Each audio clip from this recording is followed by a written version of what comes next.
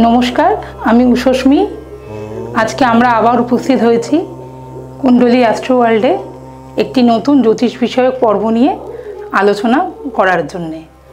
আজকে আমাদের এখানে প্রধান অতিথি হলেন শান্তনু আচার্য। শান্তনু আচার্য যেমন একাধারে খুব ভালো একজন সুশিক্ষক এবং সুবক্তা এবং জ্যোতিষ বটে। তো আমরা বেশি কথা দীর্ঘায়িত না করে আমরা সোজাসুজি চলে যাব শান্তনুবাবুর কাছে। শান্তনুবাবু, এখানে আসার জন্য আপনাকে অসংখ্য অসংখ্য ধন্যবাদ। আজকে এই কুণ্ডলী অ্যাস্ট্রো ওয়ার্ল্ডে আপনাদের এখানে আসতে পেরে আমি খুবই আনন্দিত। আমরাও খুব খুশি হয়েছি আপনাকে পেয়ে।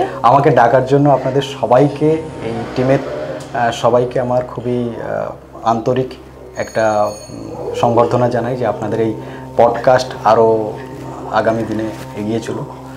অবশ্যই আপনাদের সবার জন্য আপনিও পাশে থাকুন, আপনার আশীর্বাদ আমাদের চলার পথে যেন না এটা শুভকামনা, পাথেয় হয়ে দাঁড়ায়, এটাই আমরা কামনা করি। আজকে একটু ভিন্নধর্মী কিছু জিনিসপত্র আপনার থেকে জানতে চাই। তথাকথিত জ্যোতিষ বলতে আমরা যা জানি সে তো এখনকার দিনে অনেকেই তো ইউটিউব ফেসবুক করে করে জ্যোতিষী হয়ে গেছে। একদম। তো সেই ক্ষেত্রে এই যে জ্যোতিষী হওয়ার জন্যে যে শুধুমাত্র ইউটিউব ফেসবুক তো তখনকার দিনে ছিল না। ধরুন পরাশর, ভৃগু বা আরও যারা যারা বিখ্যাত মুনি ঋষিদের কাছ থেকে জ্যোতিষকে বলা হয় বেদের চক্ষু। তো সেই ক্ষেত্রে এই চক্ষু কি, যে চোখের আমাদের ভূমিকাটা কি, তো এটা যদি আপনি আমাদের প্রথমে একটু অতি সারসংক্ষেপে যদি সামান্যতম বলেন।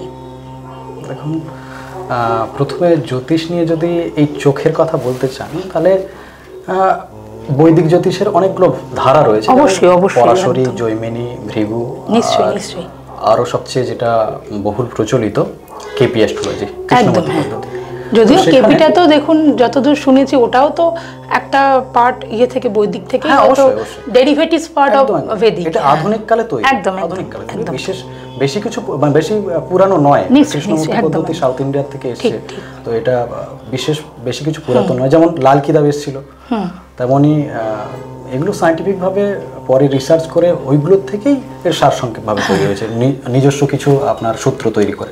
তো সেখানে চক্ষু বলতে আপনি যেটা বলতে চাইছেন, এখানে দেখুন, এখানে আমি একটা শ্লোকের অবতারণা করব। নিশ্চয়ই। সংস্কৃতে একটা শ্লোক আছে, বলছে যে যস্য নাস্তি স্বয়ং প্রজ্ঞা শাস্ত্রম তস্য করতি কিম লোচনাভ্যাং বিহীনস্য দর্পণ কিং করিষ্যতি। আপনি যতই এই বেদের আপনার বৈদিক জ্যোতিষ নিয়ে ঘাটুন, সূত্র মুখস্থ করুন, ইনস্টিটিউশন থেকে আপনি কোর্স করুন, যেখানে খুশি থেকে করুন না কেন, বা টাকা দিয়ে শাস্ত্রী পদবি কিনুন, গোল্ড মেডেলিস্ট কিনুন, এটা আমার কাছে একসময় একটা ছিল যে আমি যখন মাধ্যমিক পরীক্ষা দিয়েছি, আমাদের মাধ্যমিক পরীক্ষা দেওয়ার পরে আমি এখন বলতে আমার কাউকে আমি ভয় পাই না, কারণ এটা আমার কাছে একটা টাইপের ছিল, বিশেষ কিছু বিষয় ছিল যে এটা কিভাবে হয়। হ্যাঁ, যে গোল্ড মেডেলিস্ট হঠাৎ করে একটা মানুষের নামের আগে কিভাবে চলে আসছে। তো ওই শ্লোকের ব্যাখ্যা পড়ে যাচ্ছে, এটা একটু বলি, প্রাসঙ্গিক আর কি। আমি যখন মাধ্যমিক পরীক্ষা দেওয়ার পরে 2011 সালে হোস্টেলে যাচ্ছি, দক্ষিণ বারাসা স্টেশনের ওই পাশাপাশিতে দেখলাম যে আমাদের স্কুলেরই একজন শিক্ষক, উনি বায়োলজি পড়াতেন। ওনার নামে একটা ব্যানার দেখলাম, সেই ব্যানারে দেখলাম ওনার নামের আগে গোল্ড মেডেলিস্ট লেখা আছে। তাহলে আমরা যেহেতু যেমনভাবে চিনি বায়োলজির টিচার হিসাবে, সেখানে উনি সাফল্য ওনার অবশ্যই অর্জন করেছেন বলে শিক্ষকতা করছেন, সেটা অবশ্যই আলাদা ব্যাপার। কিন্তু উনি যে জ্যোতিষ হিসাবে কখন কিভাবে কি করেছেন সেটা আমাদের জানার বাইরে অবশ্য জানি না।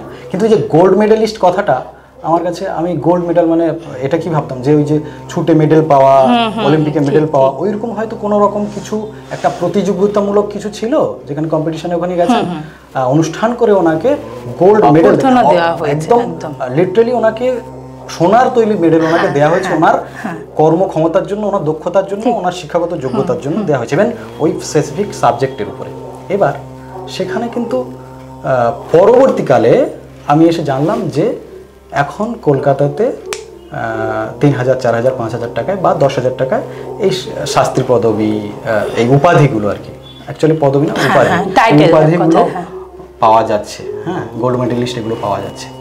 তো এইখানে দেখুন, যে ব্যক্তিটি আমি ওনাকে নেগলেক্ট করে বলছি না, এরকম বহু মানুষ আছেন যারা কিনা শুধুমাত্র বৃত্তিমূলকভাবে এই শিক্ষাটাকে আপনার হচ্ছে ব্যবহার করে যাচ্ছে, বৈদিকের জ্যোতিষের নাম করে হোক, আপনার কেপির নাম করে হোক, বা যে কোনোভাবে হোক, ঠিক আছে, করে যাচ্ছে। সেখানে কি হয়, মানুষ কোথায় প্রতারিত হচ্ছে? হ্যাঁ, ঠিক, প্রতারিত কোথায় হচ্ছে, যখন মানুষ কিছু সূত্র মুখস্থ করে, আমি কেন বলছি এই কথা, এইগুলো একটা সাবজেক্ট শিখতে গেলে সেখানে একদম সূত্র অবশ্যই প্রয়োজন, হ্যাঁ, তার থিওরি প্র্যাকটিক্যাল সবই জানা প্রয়োজন। যেমন আমি যখন সংস্কৃত নিয়ে পড়াশোনা করেছিলাম, সেখানে পানি নিয়মের সূত্র ছিল অনেক, হ্যাঁ, অষ্টাধ্যায়ী সূত্র ছিল। তো তেমনই এর ক্ষেত্রে বহু সূত্র আছে। তা সত্ত্বেও আমাদের ক্লাসে ম্যাম বলতেন যে, দেখবে তোমরা একটা সময় বুঝতে পারবে যে আমি এই জায়গাটাতে দাঁড়িয়ে আছি, আর ওই পারে তোমরা আছো, তোমাদের ওখানে তোমরা কে কী করছো না আমি এখান থেকে দেখতে পাচ্ছি, ইভেন বুঝতে পারছি। আমি যদি পিছন ফিরে থাকি না, আমি বুঝতে পারি। তার কারণ কি জানো? এই বিদ্যার একটা আলাদা জ্যোতি আছে, আলো আছে। আর এই বিদ্যার জ্যোতির জন্য করে আমি যে দেখতে পাচ্ছি বা বুঝতে পারছি, এটা আমার ইনটিউশন। উনি অ্যাকচুয়ালি তখন বোঝাতে চেয়েছেন যে আমার এই বিদ্যার দ্বারা আমি সেই শক্তি আমার ভিতরে ইনবিল্ড হয়ে গেছে, যার জন্য করে আমার পিছনের বাচ্চারা কি করছে সেটা আমি বুঝতে পারছি। হ্যাঁ, তো দেখুন, আমি আজকের ক্লাসে মনে করুন কিছু সূত্র শিখলাম, কিছু ছন্দ শিখলাম, কিছু অলংকার শিখলাম, সেগুলো যদি আমার বাস্তবিক জীবনে ইমপ্লিমেন্ট না করতে পারি, অ্যাপ্লাই না করতে পারি, তার কোনো ইয়ে নেই। এবার এই চোখের কথায় আবার আসি। ওই শ্লোকে বললাম যে যস্য নাস্তি স্বয়ং প্রজ্ঞা যস্য, অ্যাকচুয়ালি সংস্কৃতে যস্য নাস্তি স্বয়ং প্রজ্ঞা, যার মধ্যে নিজস্ব কোনো জ্ঞান নেই, শাস্ত্রম তস্য করতি কিম, এই যে শাস্ত্রের এত কিছু ডেটা, তাকে কিচ্ছু করতে পারবে না। সে হচ্ছে ওই মূর্খ পণ্ডিতের মতোই হবে, হ্যাঁ, যার কাছে মানুষ গিয়ে কি ওই শুকনো কথা, চেবানো কথা শুনে চলে আসবে।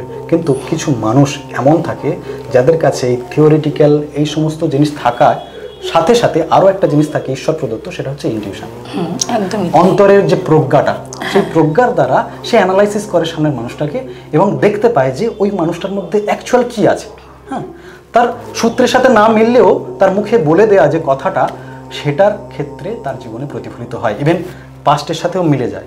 এবার কথা হচ্ছে, আমি এখান কিছু সূত্র বলবো আর কি। অবশ্যই একটু বলবেন। আমি দর্শকদেরও বলছি যে যারা প্রয়োজন মনে করবেন, পারলে আপনারা লিখেও নিতে পারেন। অনেকেই তো থাকেন আমাদের দর্শকদের মধ্যে যারা জ্যোতিষ বা তন্ত্র বিষয়ে জানতে অতিরিক্ত আগ্রহী, তারা পারলে তারা খাতা পেন নিয়ে বসুন, নোট ডাউন করুন। না, বিশেষ কিছু লেখার না, তবুও নয়। দেখুন, আপনি প্রজ্ঞা সম্পন্ন মানুষ, যথেষ্ট গুণী মানুষ, তো সেই হিসেবে আপনি যতটুকুনি আমাদের দেবেন আপনার বিস্তৃত শিক্ষার ঝুলি থেকে, ততটুকুনিতে আমরা সমৃদ্ধ হব। এই বিশেষণগুলো আমার জন্য করে অনেক ভারী ভারী, আমি এত কিছুর মানে ভাগিদার নই। আপনি বলছেন এটা আপনার মধ্যে মহানুভবতা আছে, তাই।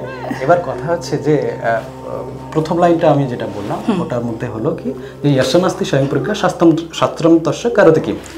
আবার বলছে যে লোচনাভ্যাং বহিনাস্য দর্পণা কিং করিষ্যতি, অর্থাৎ বলছে কানা ছেলের নাম পদ্মলোচন। আমি কানাকে যদি সামনে একটা ফুল স্কেপ আয়না রেখে দিই, দর্পণ রেখে দিই, সে তার প্রতিবিম্বকে কিভাবে দেখবে? একদমই তাই।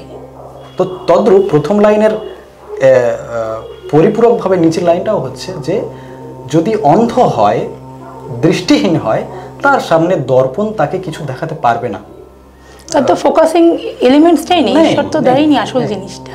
তো এইটাই হচ্ছে এর ব্যাপার। তো আপনার ওই যে চক্ষু আর তার সঙ্গে এই কথার এই মেলবন্ধন। আচ্ছা, আমরা যা শুনে আপনার এই এত বিস্তৃত ব্যাখ্যা সহজে কোথাও পাইনি। কারণ এখন তো সত্যি কথা বলতে শাস্ত্র ছাড়াই অনেকে জ্যোতিষতন্ত্র করছে। তারা নিজেরা নিজেদের মতো যা যা শাস্ত্র আছে তারা বানিয়ে নিচ্ছে, তাদের মতো অ্যাব্রিভিয়েশন করে বানিয়ে নিচ্ছে। এটা হয়তো আপনি আমার থেকেও দীর্ঘদিন এই প্রফেশন বলুন বা এই নেশার সঙ্গে জড়িত আছেন। এটা তো এক একজনের কাছে নেশা হয়ে দাঁড়ায় না, সে একদম সেই ঘর কইল বাহির, বাহির কইল রাতি, ওরকম চণ্ডীদাসের সেই কি বলবো রজকিনীকে পাওয়ার মতো একটা অবস্থা হয়ে দাঁড়ায়। তো সেই ক্ষেত্রে আমি আস্তে আস্তে আমাদের যা যা জ্ঞাত আছে বিষয়বস্তু, আস্তে আস্তে তার মধ্যে একটু প্রবেশ করছি। তা আপনার কি কখনো মনে হয় না যে শুধু জ্যোতিষের এই ধরুন গ্রহ নক্ষত্র এগুলো ছাড়াও যখন আপনার কাছে কোনো বহু লোকই তো আসে না তো এমন নয়, তো তাদের এই ধরুন বডি ল্যাঙ্গুয়েজ, পশ্চার, সেগুলোর উপরে কোনো রকম প্রভাব বিস্তার করে? অবশ্যই প্রভাব বিস্তার করে। এটার জন্য করে আপনার আছে এই মানে একটা মানুষকে বোঝার জন্য করে, মানুষকে পড়ার জন্য করে, মানুষের চেহারা পড়ার জন্য করে একটা সাবজেক্ট রয়েছে, একটা শাস্ত্র রয়েছে, তার নাম হচ্ছে সামুদ্রিক শাস্ত্র। এটা কিন্তু এখন আপনি জানেন কিনা জানি না, কলকাতার অনেকেই পড়ায় না। আচ্ছা আচ্ছা। হ্যাঁ, যতদূর আমার জানা, মানে এই সম্বন্ধে কিন্তু জ্ঞান কতিপয় কিছু লোকের আছে, হয়তো তারা বলে দেয় যে palmistry is one kind of integrated with সামুদ্রিক শাস্ত্র, সামুদ্রিক বিজ্ঞান, বাট তারা কিন্তু অনেক কিছুই দেয় না। তারা ফেস রিডিং দিচ্ছে না, তারা ফুড রিডিং দিচ্ছে না, তারা বেলির, ইভেন পেটের ওপরে আমাদের অনেক প্রভাব রয়েছে। পেটের শেপ বলুন, হাতের শেপ বলুন, যেগুলো আমার সামান্য অভিজ্ঞতা দিয়ে যেটুকুনি আমি জেনেছি, আমি সেইটুকুনি আপনার কাছে ব্যক্ত করছি। তো ওইটা নিয়ে যদি আপনি সংক্ষেপে 2-4 লাইন একটু বলেন, আপনারা কি করে দেখেন একটা মানুষ যখন আসছে, কি কি দেখে বুঝতে পারেন যে এই প্রবলেমেই এসছে? আচ্ছা, একটা জিনিস দেখুন, সামনে যখন কোনো ব্যক্তি আসছেন, প্রথম কমিউনিকেশন থেকেই বুঝতে হবে আমাদের, তার শব্দটাই আমার কাছে ফার্স্ট প্রায়োরিটি। একজন যিনি মানে সার্ভিস প্রোভাইডার হচ্ছে, মানে প্রবলেম সলভার হচ্ছে নাকি, এটা তো একটা সার্ভিস না?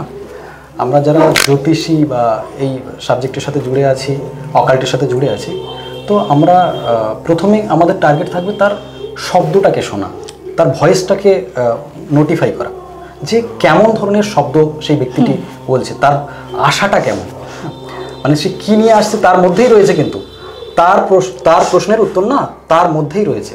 আমাকে শুধু জাস্ট শুনতে হবে তাকে ভালো করে।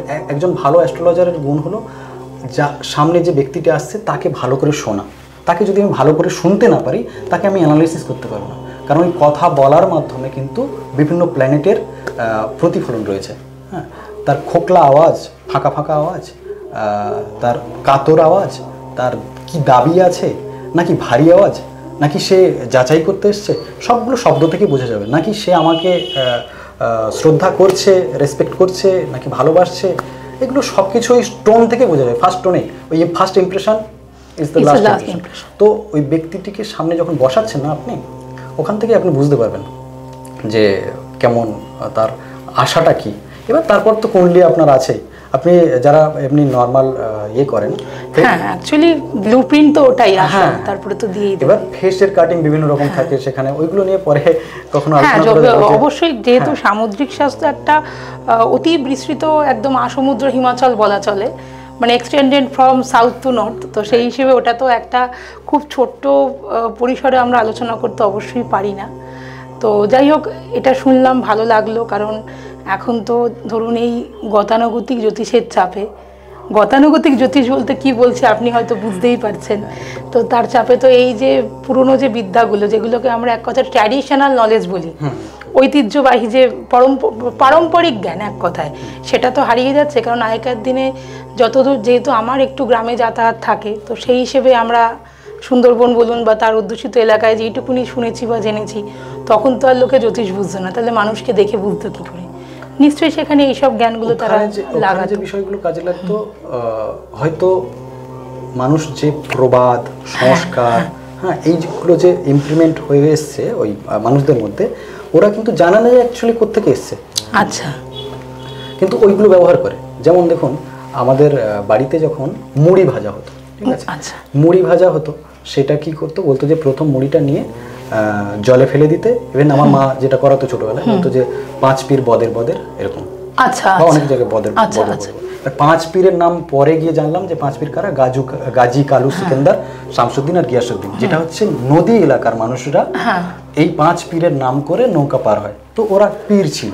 হ্যাঁ, তো এই যে একটা সংস্কার, তো এটা কিন্তু কয়েক পুরুষ ধরে চলে আসছে। এবার মনে করুন, এটা হচ্ছে মনে করুন এইভাবে সাম্প্রদায়িকভাবে না ভেবে এটাকে আমরা সার্বজনীন গ্রাহ্য হয়ে গেছে। তার কারণ দেখা যাবে যে এই সংস্কারটা আমাদের ওখানে দেখা যাবে অনেক মন্দিরে, গ্রামের মন্দিরগুলোতে আপনি যখন গেছেন দেখবেন, হ্যাঁ অবশ্যই, বনবিবি, শীতলা, হ্যাঁ, সাথে সাথে বনবিবি আছে। বনবিবি মানে কি, উনি বেবি যখন শব্দটা আসছে, বেবি কাদের? মুসলিমদের স্ত্রীদের বলা হয় ঠিক বিবি, একদম তাই। তো সেখানে ওই বিবি রয়েছে, সাত বিবি, ওলা বিবি, ছোলা বিবি। আপনাদের ওখানে বলছি, একটু কেটেই বললাম, দক্ষিণ বারাসাতে একটি বড় মন্দির আছে শুনেছি, দক্ষিণ রায়, মানে ওটার সঙ্গে সুন্দরবন বা ধরুন বাঘ অধ্যুষিত একটা বড় সম্পর্ক আছে।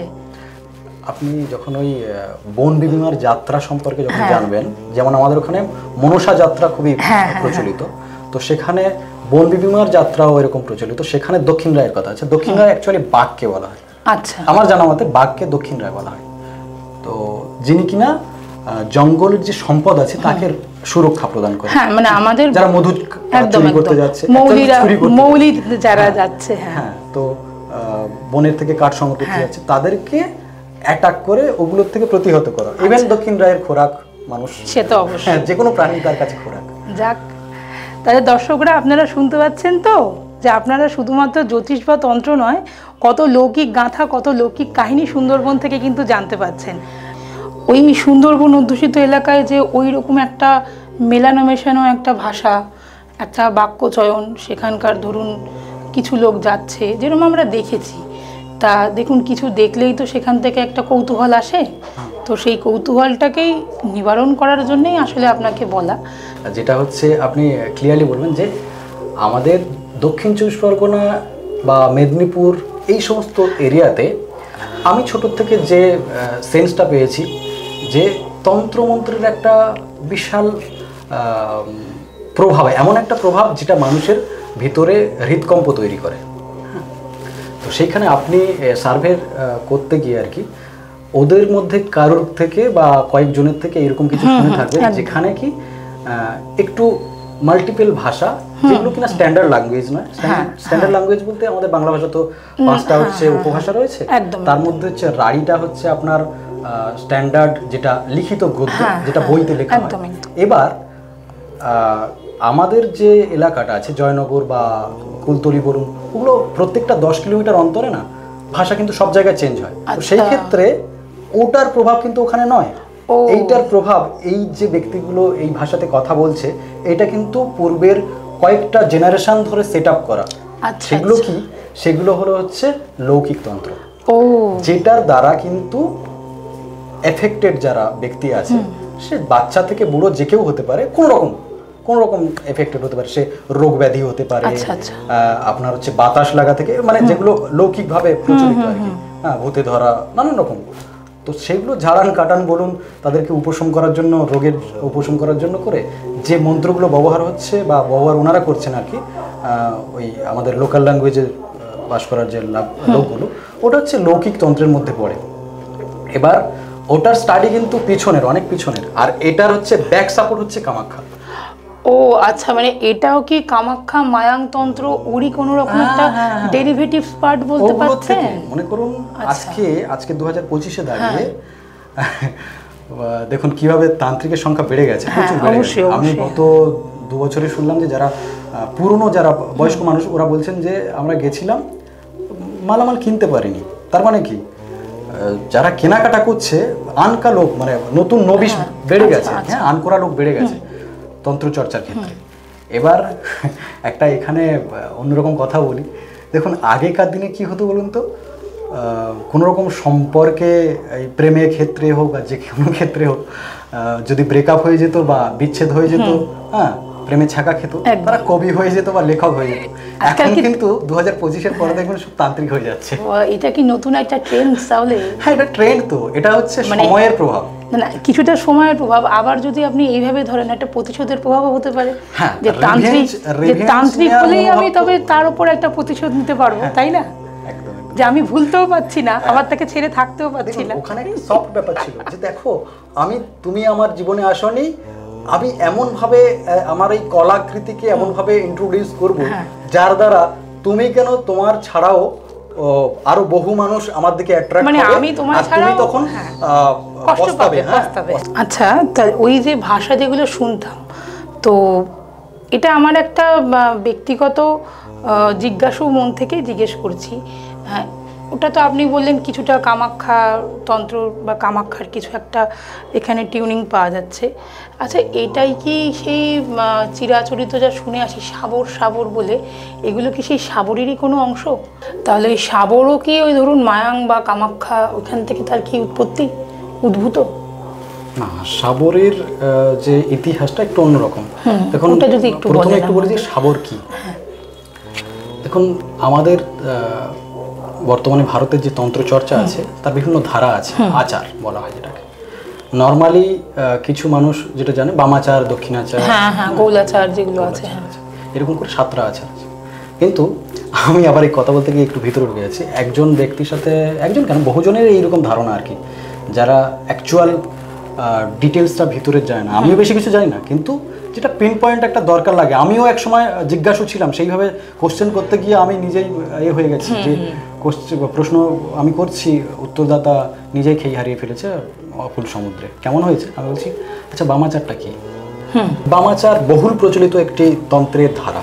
তো আমি জিজ্ঞাসা করলাম যে বামাচার কি?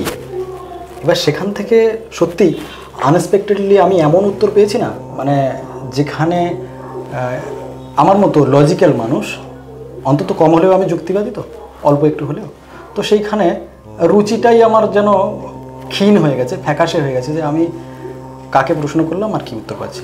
বিষয়টা এরকম অনেকজনের কাছে প্রশ্ন করেছে, কিন্তু লাস্ট যার কথা মনে আছে উনি বললেন যে বামাচার মানে হলো বামদেবের সাথে কানেক্টেড। এবার নর্মালি হয়তো বহু মানুষের এরকম একটা পার্সেন্টেজ মানুষের এরকম জানা আছে যে বামাচার মানে হয়তো বামদেব, তারাপীঠের বামদেবের হয়তো আচ্ছা, ওরকম বিষয় নয়।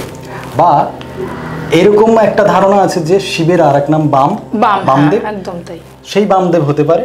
তো সেই তারই আচার, তার তৈরি করা আচার বা তার প্রবর্তিত, এরকম কিছু নয় বিষয়টা। বিষয়টা কিন্তু অন্যরকম, যে সপ্ত আচার আছে তার মধ্যেকার একটা আচার হলো বামাচার। বামাচারে মেনলি, এখানে বেশি বিস্তারিত আমি বলছি না, এখানে মেনলি আপনার বামমার্গীয় তন্ত্রে যেটা হয়, এখানে হিংসার যে মোটামুটি আপাতত দৃষ্টিতে যদি বলা যায় এটা হিংসা আছে। হিংসা বলতে কি? পশু বলি, হ্যাঁ, যেটা নিয়ে একটা বহুল বিতর্কিত একটা এবার এই পশু জায়গা এখন পঞ্চমাকার, একদম তাই। হ্যাঁ, পঞ্চমাকার যে সাধনাটা, যেটা নিয়ে অনেক রকমভাবে আলোচিত, হট টপিক বলা যেতে পারে। এবার এই পঞ্চমাকার বলতে এটা আপনি আপনার মতো করে কি করে সাবলীল বা সরলভাবে একটু আমাদের উপস্থাপন করতে পারেন? সরলভাবে বলতে গেলে এটা ডিটেইলস অনেক। হ্যাঁ অবশ্যই, এটা একটা, এবং আমি জানি হয়তো দর্শকরাও এখন পডকাস্টের সুবাদে তো অনেকের মুখে অনেক কিছু শুনছেন। আমি বলতে পারি হয়তো অনেক দর্শক শোনে, হয়তো তারা বোঝেনও না যে এক্স্যাক্টলি কী বলতে চাইছেন, ওই জায়গাটা ওনারা একবার স্কিপ করে বেরিয়ে যান। তো সেই ক্ষেত্রে যদি দেখুন, আমরা তো শাস্ত্র তো যথেষ্ট জটিল একটা ব্যাপার, এটা আপনি নিজেও জানেন। অনেকে সংস্কৃত বোঝে না, তার একটা সরলীকরণ ভার্সান বাংলা। তো যদি একদম সাবলীলভাবে সমাজের জন্যে যাতে বুঝতে পারে কি, এই হিসেবে কি আপনি কিছু বলতে পারবেন? দেখুন, এটাকে ইন ফিউচার কখনো হ্যাঁ অবশ্যই পঞ্চমাকার তত্ত্ব নিয়ে আমরা একবার নানান রকম ব্যাখ্যা আছে এটার। তার থেকে একটা বলি যে এখানে মাংসের কথা বলা হয়েছে। মকার বলতে ম, 5টা ম। তো 5টা মর মধ্যে হচ্ছে, মনে করুন প্রথমে মাংস নিলাম। মাংসটা কি হচ্ছে, মোটামুটি যেটা পাঠা বলি থেকে আসবে, পশু বলি থেকে আসবে, তাই তো? এবার এটার একটা অন্তর্নিহিত ইনার মিনিং হলো যে আমাদের বডিতেও এই পঞ্চমকারের কিন্তু ইমপ্লিমেন্ট আছে। একদম, যেরকম আমরা পঞ্চভূত বলি, 5 এলিমেন্টস। না, ওটা আলাদা। আচ্ছা, ওটার সঙ্গে এটা ওই তত্ত্বটা আলাদা। ওই তত্ত্ব দিয়েই তো আমাদের গঠিত। হ্যাঁ হ্যাঁ, পঞ্চতত্ত্ব, দ্বাদশ ইন্দ্রিয়, একদম। এবার এটার জায়গাটা অন্যরকম। এখানে কি হচ্ছে যে ওইখানকার যে মাংস আর আমাদের বডিতেও কিন্তু যে মাংস আছে, সেই মাংসটা কি অনবরত যে জিহ্বা, আমাদের জিহ্বার দ্বারা আমরা বিভিন্ন বাণী বা এই করে চলেছি, কথা বলে চলেছি। এই যে মাংসটাকে, একে কন্ট্রোল, মানে এক কথায় মানে বাক্য নিয়ন্ত্রণ যাকে বলি। এবার এর আরো অন্য ব্যাখ্যা আছে। এবার ওখানে মদের কথা বলা হয়েছে। মদ হচ্ছে আপনার পিনিয়াল গ্ল্যান্ড থেকে, একটা ব্যাখ্যায় বলছে পিনিয়াল গ্ল্যান্ড থেকে আসবে একটা নিঃসৃত রস। আর একটা জায়গায় বলছে আমাদের যে চক্র আছে, 6টা চক্র তো মেন, উপরে হচ্ছে একদম সহস্রার চক্র হচ্ছে একেবারে উপরে। তবে সহস্র চক্র থেকে, সহস্র চক্রের ব্রহ্মরন্ধ্র থেকে যে অমৃত নিঃসৃত হয়ে আসবে, সেটাই হচ্ছে অ্যাকচুয়াল মদ। আর সেটাকে আস্বাদন করতে হবে কিভাবে? বলছে ওখানে মুদ্রা আছে। কোন মুদ্রা? খেচুরি মুদ্রা। খেচুরি মুদ্রার প্র্যাকটিস গুরুর সান্নিধ্য থেকে করতে হয়। খেচুরি মুদ্রা। খেচুরি মুদ্রা যেটা, দেখুন পঞ্চমকারের মধ্যে একটা ম হলো মুদ্রা, এবং সেই মুদ্রাটাকে প্র্যাকটিস করার জন্য করে এখানে স্পেসিফিকলি খেচুরি বলা হচ্ছে। মানে অনেক যোগ মুদ্রা আছে, একেবারে খেচুরিতে কেউ যেতে পারবে না। বেসিক অনেকগুলো মুদ্রা আছে, প্রাণায়াম আছে, সেগুলো করে গিয়ে তারপরে আচ্ছা, যে খেচড়ি এর মানেটা কি? খেচর শব্দের অর্থ হলো যে নিশাচরকে আমরা বলি, হ্যাঁ পাখি। হ্যাঁ, তো এবার এটার কি বলবো, অতটা স্পেসিফিকলি আমার জানা নেই, তবে এর যে প্র্যাকটিসটা আছে সেটাকে আপনার এই জিহ্বাটাকে উল্টে নিয়ে আপনার যেখানে আলজিহ্বা আছে তার পিছনে নিয়ে যেতে হয়। আচ্ছা, তো ওটা যারা অ্যাকচুয়ালি, আমি কোনোদিন প্র্যাকটিস করিনি ওইটা, কারণ ওটা খুবই কঠিন আর কষ্টসাধ্য। হ্যাঁ, মানে এগুলোতে আপনার এই জগুলোতে না আপনার ব্যথা হবে।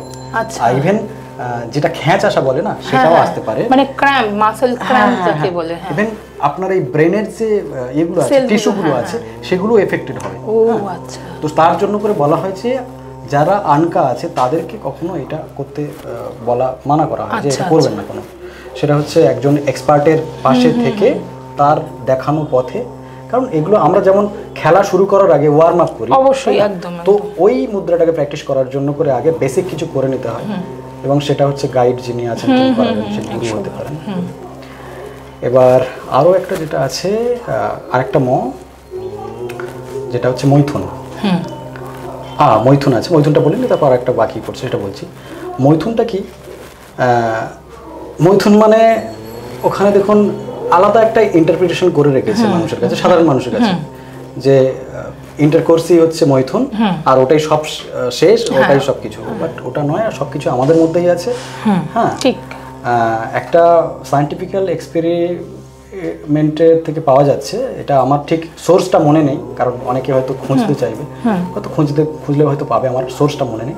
যে বলছে যে যখন এই ইন্টারকোর্সের যে ফিলিংসটা, অর্গাজমিক যে ফিলিংস, তার যে ফিলিংসটা যদি কুণ্ডলিনী কারোর জেগে যায়, সঠিকভাবে ষটচক্র যদি জেগে যায় কারোর, তখন কি হবে, প্রতিটা রোমকূপের মধ্যে, আমাদের প্রত্যেকটা রোমকূপের মধ্যে 10,000 করে কোষ আছে, 10,000 না কি 10 লাখ, তো সেই প্রত্যেকটা রোমকূপের মধ্যে ওই ফিলিংস আরো বহুগুণ হবে। আচ্ছা, তাহলে ভাবুন কেন যোগীরা এই মৈথুনটাকে, এই জৈবিক মৈথুনটাকে, দৈহিক চাহিদাটাকে ছেড়ে ওইটার মধ্যে যাচ্ছে, কুণ্ডলিনী সাধন, অ্যাকচুয়াল কুণ্ডলিনী সাধন। মানে এই জন্য তো সন্ন্যাসী বা ধরুন যোগীর মহারাজ যারা, তারা তো বিবাহিত জীবন গ্রহণ করেন না, মানে ওনারা তো ওখানেই তো, মানে একইভাবে, মানে একই সত্ত্বে বলে না যে ডুয়াল ক্যারেক্টার, তো একটা শরীরের মধ্যেই খেলা করছে, সেই হিসেবে হয়তো ওনাদের আর নতুন করে কোনো নারী সত্তার দরকার হয় না, নিজের মধ্যেই সবকিছু আছে। দেখুন, আমি একটু ব্যাপারটা ভেঙে বলছি, যেহেতু একটু সামান্য জীববিদ্যার কথা আলোচনার প্রসঙ্গে, কারণ আপনি জানেন শারীরবিদ্যার সঙ্গে তন্ত্রের একটা ওতপ্রোত যোগাযোগ আছে। তো হরমোনাল স্টাডি বা রিপ্রোডাক্টিভ বায়োলজি তো আমরা মোটামুটি নাম শুনে এসেছি, যে বলছি যে টেস্টোস্টেরন যেটা আমাদের মেল হরমোন, ওটা নাকি কামিং ফ্রম ওস্ট্রায়ল। ওস্ট্রায়ল হচ্ছে ইস্ট্রোজেন, মানে যেটা মানে মেয়েকে মেয়ে হওয়ার জন্য দায়ী হয়, ওরই ডেরিভেটিভ থেকে আসছে। ওই জন্য বলা হয় যে না, যে সব পুরুষের মধ্যে একটা নারী সত্তা থাকে, অবশ্যই আছে। আর তার মধ্যে এখানে দেখুন না, XX ক্রোমোজোম আর YX ক্রোমোজোম, হ্যাঁ একদম, XY ক্রোমোজোম, তো সেখানে একটা পুরুষের মধ্যে ডাবল অ্যাকশন আছে, একটা নারী কিন্তু সে নারী, হ্যাঁ, আর এখানে পুরুষের মধ্যে দুটো সত্তা থাকে, একদম একদম একদম সেটাই।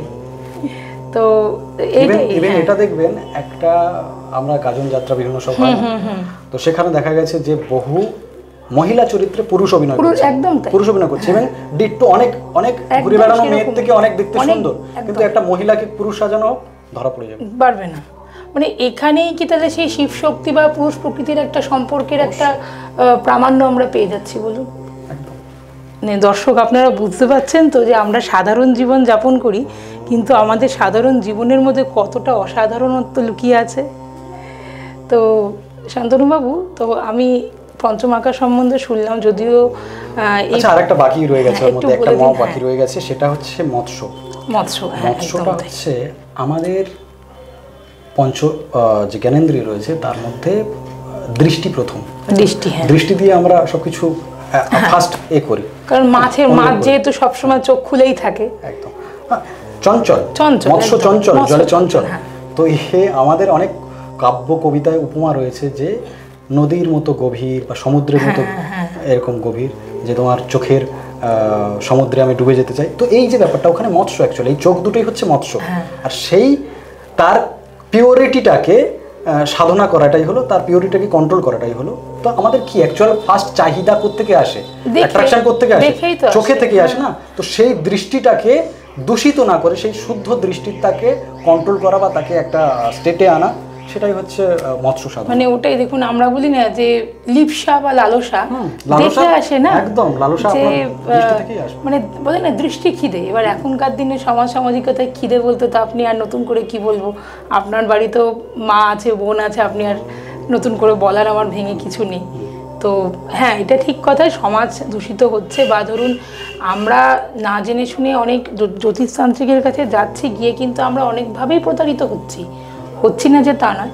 তো অ্যাপার্ট ফ্রম এভরিথিং, কারণ ওটা ছেড়ে দিলাম, কারণ যেহেতু প্রতারিত হওয়ার পিছনে কিন্তু বিভিন্ন কারণ, অনেক কারণ থাকে। কারণ ওরা হচ্ছে ওই গাছতলার বিষয়টা হয়ে যায়, যে আমরা একটা বলি যে গাছতলার জ্যোতিষী, বিষয়টা কি পূর্বপুরুষের থেকে কিছু একটু পাওয়া, বা একটু হাত দেখতে শিখে নিয়েছে, বা একটু বই পড়ে এদিক ওদিক সামুদ্রিক শাস্ত্র হস্তরেখা টেখা দেখে নিয়ে মানুষের বলতে শুরু করে দিয়েছে। কিন্তু বিষয়টা হচ্ছে আমরাও কিছু জানি না। আমি ওই কি সমুদ্রের মাঝখানে ওখানে স্নান করবো নাকি একটু উঁকি ঝুঁকি মারছি, এরকম একটা ব্যাপার। তো সেখানে স্নান এখনো করতে পারি, স্নান করলে তো অনেক কিছু বড় হয়ে যেতাম, সেটা কিছু এখন হয়নি। এবার এইটা কেন হয় জানেন?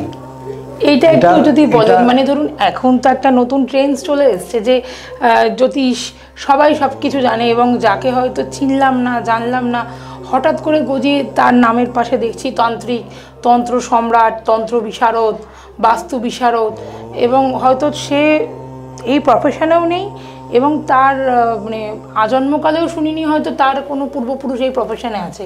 এই হঠাৎ করে কেউ কি অকাল্টে আসতে পারে? তার আগে বলে দিই কি বলুন তো, যে এটার মধ্যে একটা বৃত্তিমুখী লোভনীয়তা আছে, লোভ আছে।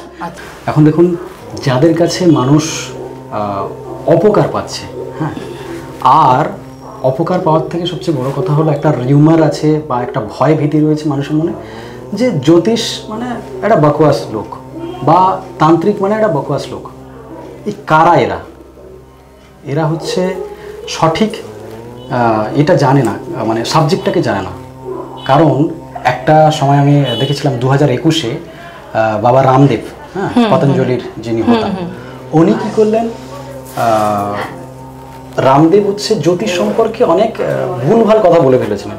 তো তার জন্য করে আমি দেখেছি 2025-এ সম্ভবত একটা সেমিনার না, একটা বড় সম্মেলন হয়েছিল ওখানে। মানে অল্প কিছু লোকজন না, বড় একটা সভা করে ওখানে দেখা গেল যে বড় বড় জ্যোতিষ যারা আছেন তাদের মধ্যে আমি একজনকে চিনতাম, জিডি বৈশিষ্ট বলে, আপনারা হয়তো চিনবেন। আচ্ছা, জিডি বৈশিষ্ট, তো উনি ওখানে আছেন। এবার ওনার প্রোফাইলে ওই ভিডিওটা দেখলাম যে বাবা রামদেব উনি ক্ষমা চাচ্ছেন। কেন ক্ষমা চাওয়ার কারণ আছে, অনেক কিছু উল্টোপাল্টা কথা বলে দিয়েছিলেন। এবার কথা হচ্ছে যে এই মানুষের মনে ভীতিটা কাদের প্রতি আসছে, কাদের জন্য আসছে, কাদের প্রতি আসছে তো পরের গল্প, কাদের জন্য আসছে। অ্যাকচুয়ালি এই ট্র্যাডিশনটা কারা তৈরি করেছে? একটা বাংলায় প্রবাদ আছে, এটা আমার বাবার কাছে শুনেছিলাম। তো বলছে যে কর্ম দোষেন দারিদ্রতা আর পিতৃদোষেন মূর্খতা। তো এদের এই ইমপ্লিমেন্টগুলো হয়েছে মনে করুন রোড থেকে।